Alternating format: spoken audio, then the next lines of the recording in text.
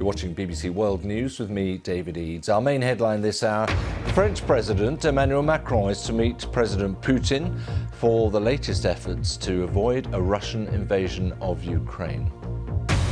And that is our main focus right now, because I'm joined by Dr. Michael Slobodchikoff, who's a professor of Russian relations at Troy University in Alabama, and joins me now. Doctor, thanks very much indeed for your time.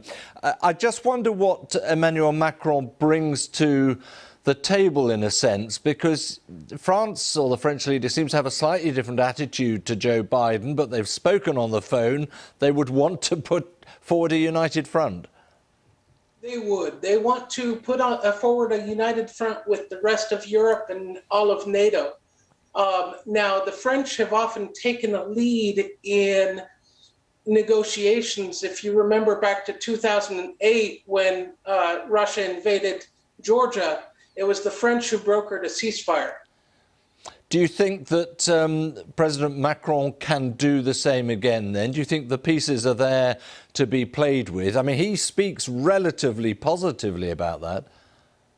He does. I worry that that they aren't on the same page and that there's very little space for them to reach an agreement.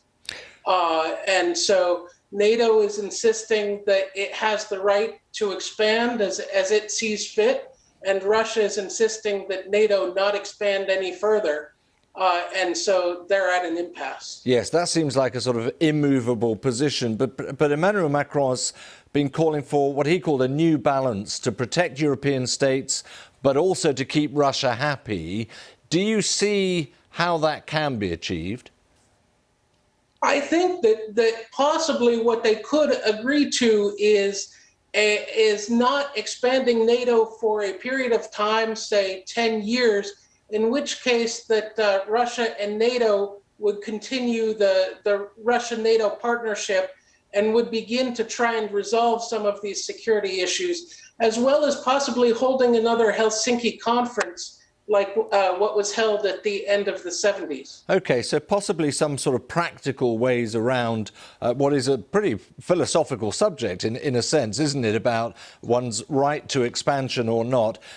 Of course, President Macron also wants to develop a new European defence order.